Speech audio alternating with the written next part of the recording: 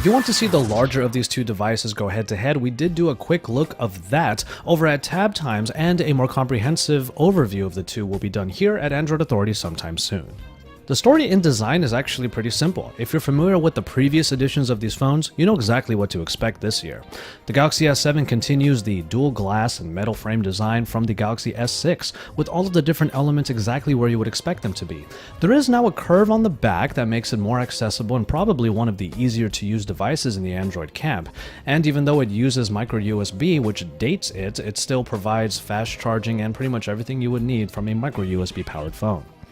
On the other hand, Lightning port is really all the rage on the iPhone 7 because it's where a lot of the magic will happen. Overall, the design is the same as before. It looks exactly like the iPhone 6s, except its home button is no longer a physical home button. It's now a capacitive home button that provides vibration feedback when you press hard enough.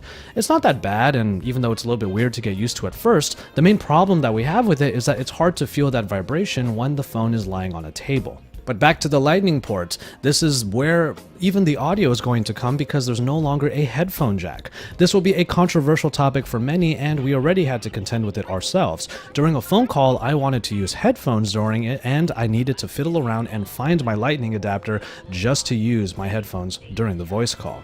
If you're not keeping that thing connected to your main pair of headphones all the time, it's kind of easy to lose that small piece of kit. There's so much more to consider when choosing between these two phones, but at the very least, if you used a previous version of these phones, you know exactly what to expect this year.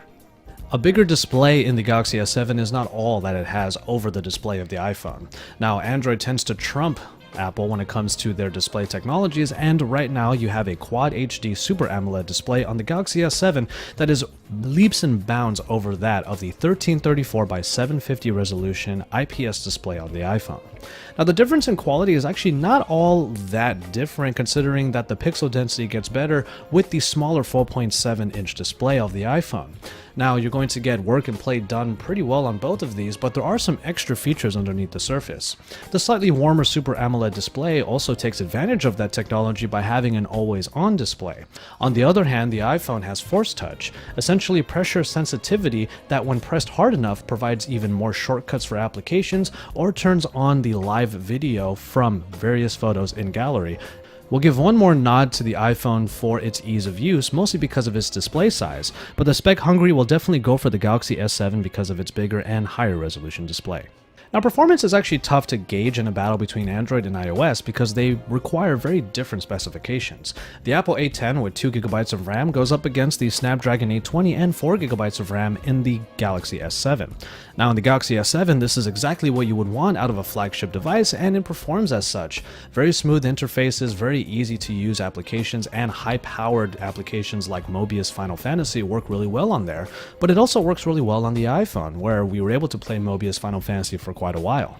The ecosystems themselves will dictate which one is better for you, but you can rest assured that these are the flagship specs you would want out of these two phones. Now, hardware almost always favors the Android camp simply because companies like Samsung tend to oversaturate the feature sets, but the iPhone has been able to close the gap in recent generations. Now, when you're looking at the iPhone, Force Touch comes to mind, and we already mentioned that in the display side of things, but it actually gets a bit of a leg up in audio. Now, before you even say anything, we will mention that the headphone jack is a big omission that makes the iPhone go a couple of steps forward and then a few steps back, but at least it has dual speakers, one on the bottom and one in the earpiece, that provide better overall sound when compared to the Samsung bottom-mounted speaker that just doesn't do the same job. Apple even went for IP certification for these phones, and with the iPhone 7 and 7 Plus, we even had them go into the ocean at one point, and they still worked after we brought them back out.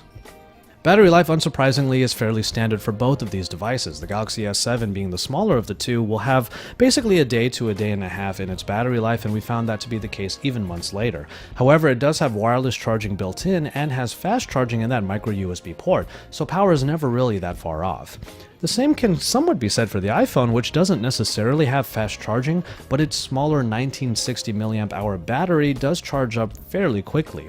John Velasco over at Tab Times mentioned that the iPhone can get a full day's worth of work and play done with just a little bit more after that, which doesn't surprise us.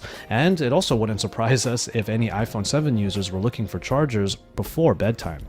But speaking of where the iPhone has been trying to close the gap, cameras come to mind. The iPhone 7 now has a 12 megapixel camera, as does the Galaxy S7, both optically stabilized and have similar apertures, very low, but the Galaxy S7 has the lower of the two at f1.7. The front-facing cameras are actually more different, with the Galaxy S7 having only 5 megapixels compared to the 7 megapixel shooter of the iPhone 7. However, the Galaxy S7 does have 2K video recording available on the front camera, so if you're a bit of a vlogger or you want to take self-videos, then the Galaxy S7 might be a little bit better in that regard. But the differences are really shown in controls. The iPhone has always been known for its ease of use, and when you open up the camera app, it's what you see is what you get. You can swipe to the different modes, which include slow-mo, panorama, and time-lapse, all of which are available in the Galaxy S7's camera app as well, and then you just hit the shutter button and you'll be able to go. On the Galaxy S7, however, you also have Pro Mode. Now, Android has been embracing more granular controls, and the Pro Mode is a great example of that. In our camera comparison, the main difference that you see right off the bat is the wider focal length of the Galaxy S7 in both cameras. In abundant light, we see how details and really even the color is very similar between these two, with the Galaxy S7 sometimes going for slightly warmer and slightly oversaturated colors to the somewhat more accurate iPhone 7. It's really in low light that we found a real difference, as the Galaxy S7 with its dual pixel focus pixels were better at capturing details and providing a little bit more sharpness in its photo when compared to the softer iPhone 7. Taken exactly as they are too, with HDR off, the iPhone 7 is a little bit better at its dynamic range. However, the Galaxy S7 was able to really compensate for that once HDR was turned on. And finally, when it comes to video stabilization, OIS does a pretty good job when recording at 4K for both of these cameras. Obviously, if you have them down to 1080p resolution, the software stabilization kicks in, which could make a jello or warping effect in the videos. But at 4K, they still did a pretty good job. It's kind of tough to actually pick a camera between these two because they are kind of the best of their bunch, but your allegiance to iOS or Android will pretty much dictate which phone you'll have in your pocket, so you can just rest assured that no matter which one you end up picking in this comparison, the cameras are both really good. Which leads us to the final portion of this comparison, iOS versus Android. Essentially, it comes down to which software you want to look at every single day. iOS 10 has added a couple of extra features, including a new home screen that is to the left of the main home screens, which don't have an app drawer, by the way, that has widgets, notifications, and news tickers for easy access to information. This can also be accessed in the lock screen and also in the notification shade. iOS's own quick settings area is the control center that is swiped up from the bottom compared to the quick settings that are available in the notification shade of Android.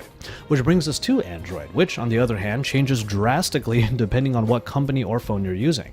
But on TouchWiz, there are a lot of features on top of what Android users are used to. An app drawer, a potential second home screen to the left, in this case the briefing that's powered by Flipboard, and of course a number of features that Samsung has made clear will always be in their phones. Things like multi-window, pop-up window, and even built-in theming support, meaning that customization in Android is still front and center as one of its main selling points. So of course it comes down to personal preference. If you want customization to make Android look exactly how you want it to, then of course, Android is the one you'll pick. But the iPhone 7 and iOS have been one of the easiest to use interfaces throughout the smartphone era, and it continues with iOS 10. It might look exactly the same as before, but for a lot of users, that's a comfort that is hard to pass up. And so there you have it, a pretty in-depth look at the differences between the smaller smartphones in these two respective flagship lines. The iPhone 7 does take a few steps forward while taking maybe one or two steps back depending on where you stand on the headphone jack situation. The Galaxy S7, on the other hand, is definitely the phone that has a lot of features to boast about, and it also feels very familiar to previous iterations of the Galaxy line. Consider for a second that both phones have similarly spec'd cameras and the same water resistance, and these phones become closer in quality and capabilities so that users can find a good experience either way. So whichever one you choose will probably predicate on whether or not you're an Android or iOS fan to begin with. But even if you were going to make the switch from one to the other, you can find the experience to be actually very high quality and exactly what you would pay for in these higher priced devices. As it always comes down to in these battles, to each their own.